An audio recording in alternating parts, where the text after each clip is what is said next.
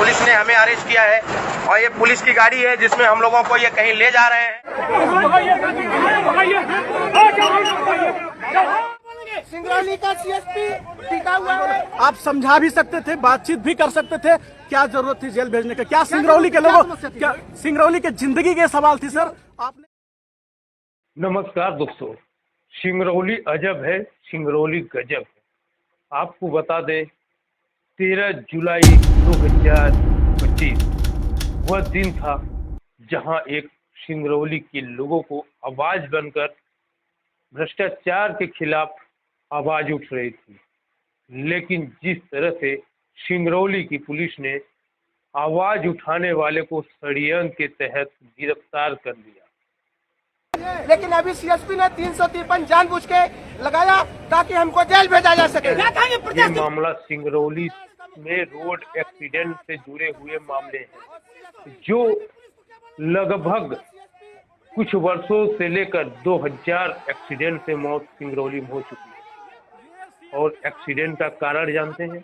सबसे ज्यादा accident heavy वाहन के कारण हुआ है।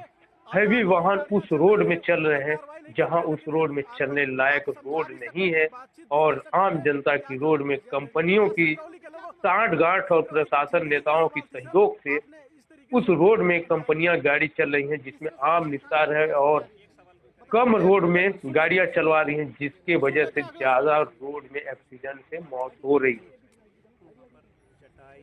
लेकिन सर समझा भी तो सकते थे। दुर्भाग्य है कि इस सिंगरौली जिले को कोई सुनने वाला नहीं है। मध्य प्रदेश का वह जिला सिंगरौली है जो पूरे मध्य प्रदेश में सबसे ज्यादा राजस्व देता है अपना सिंगरौली। लेकिन सिंगरौली में जो हालात स्थिति लगातार बन रहा है वो देखने लायक नहीं है।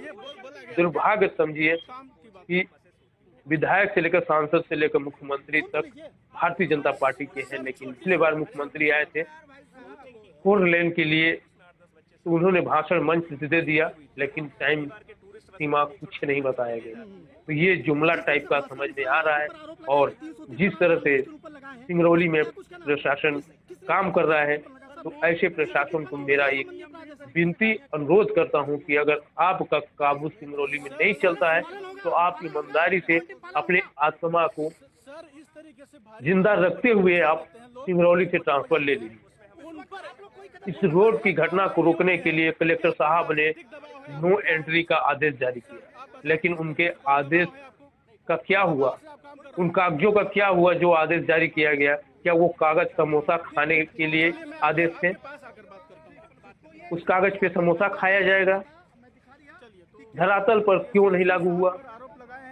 जब भास्कर मिश्रा और उनके समर्थकों को कल पुलिस ने गिरफ्तार कर उनको जेल भेज दिया, उसी दौरान कई वीडियो में देखे गए कि भारी वाहन नो एंट्री में भी चल रहे हैं और पुलिस के सामने चल रहे हैं।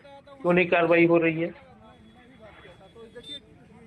ये सवाल पूछा जाएगा और हर सिंगरौली वाले पूछेंगे, क्योंकि वह दिन आ गया है और वह समय आ गया है जो सर से पानी ऊपर चढ़ चुका है।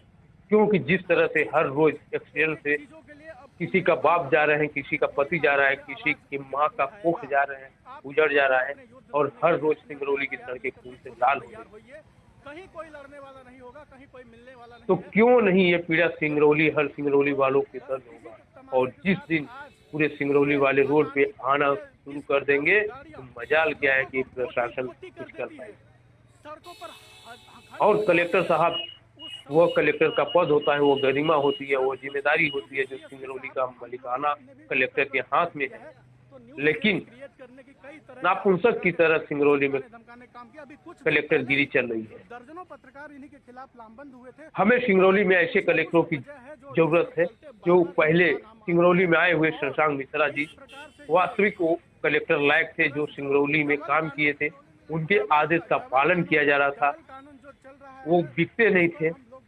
लेकिन उनके जाने के बाद दशा और दिशा सिंगरौली का दोनों बेकाबू हो चुका है। तो कलेक्टर साहब से अगर उनकी आत्मा जिंदा है, वो वास्तव में सिंगरौली को कुछ भला देखना चाहते हैं, सिंगरौली में भला सोचना चाहते हैं तो आपका काबू नहीं चल रहा है, तो आप हाथ जोड़ के विनती करता हूं कि आप यहाँ से ट्रांसफर ले लीजिए, जाइए उन जिलों में जहां आपको अच्छा लगे, लेकिन सिंगरौली को मुक्त कीजिए। और ये आंदोलन 13 जुलाई 2025 को जो जारी हुआ है वो आंदोलन बंद होने वाला नहीं है।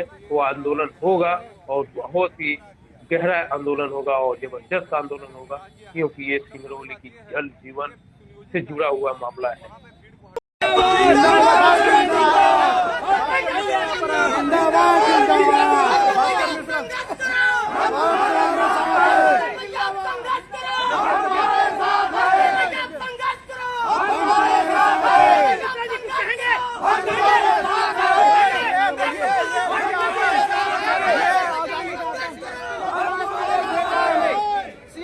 सीएसपी जबरदस्ती जेल भेज रहा है।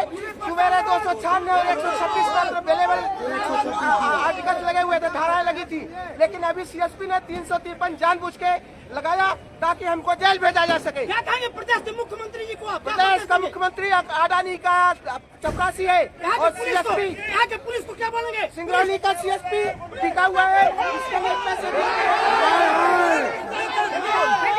ये सीएसपी साहब हैं और सीएसपी साहब पर टिप्पणी कर रहे हैं। सीएसपी साहब संडे को क्या कुछ कहेंगे? इस तरीके से अडानी की गाड़ियां चल रही हैं, उन पर कार्रवाई नहीं करते, लेकिन एक आंदोलन आप समझा भी सकते थे, बातचीत भी कर सकते थे।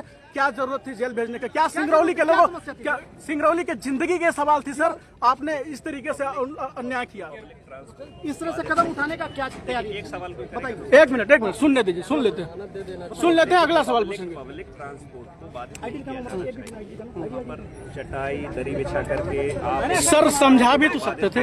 हाँ देखिए, आप यदि सवाल सही ठीक है, आप पूरा करिए सर, जवाब पूरा करिए। पब्लिक ट्रांसपोर्ट को बाधित नहीं किया जाना चाहिए, क्योंकि माननीय न्यायालय है, माननीय न्यायालय की गरिमा है, अपन कहीं और चल के बात कर लेंगे। नहीं सर, मैं माननीय न्यायालय ठीक है। स्कूल बस रोक रहा है, कौन सी स्कूल बस चल संडे को कौन सा स्कूल बस हो गया, ये बोला गया, हो गया। देखिए, काम की बात जो बसेस होती हैं उसमें एक कोचिंग सुन तो लीजिए। आपने न्यायालय को पूरा सर छोटी सी बात कोचिंग की एक बस थी, उसमें 8-10 बच्चे सवार थे, 7-8 गाड़ियों के पास लगी हुई थी। कई बार के टूरिस्ट बसें होती हैं, छोटे छोटे बच्चों को ले जाती हैं। जिस तरह से भास्कर मिश्रा ने आपके ऊपर आरोप लगाया कि 353 आप जानबूझ के ऊपर लगाए हैं, इस पर क्या कुछ कहना आपका? किस नियम के तहत 353 लगा? सर 353 तो महिला संबंधी अपराध है। तरीके से गाड़ियाँ चलती है, नो एंट्री में। नहीं, उसका पालन कराया जाएगा। अच्छा सर, पालन होगा, नो एंट्री पालन होगा। पालन कराया जाएगा। सर इस तरीके से भारी वाहनों को जो कुचल देते हैं, लोग बोटी हो जाते हैं, उसमें हम उन पर एक कार्रवाई नहीं होती है। क्या कोई राजनीतिक दबाव है आपको? क्या है कुछ? सर आप बताएं किस तरीके से? कोई दबाव है आपको? कोई दबाव से आप काम कर रहे हैं? अच्छी बात है, माननीय न्यायालय के सामने ये सारी। ठीक, चलिए मैं आपके पास आकर बात करता हूँ। तो ये सीएसपी साहब का पूरा बयान सामने था, मैं दिखा दिया। चलिए, तो कि किस तरह से उन्होंने ये सीएसपी साहब पर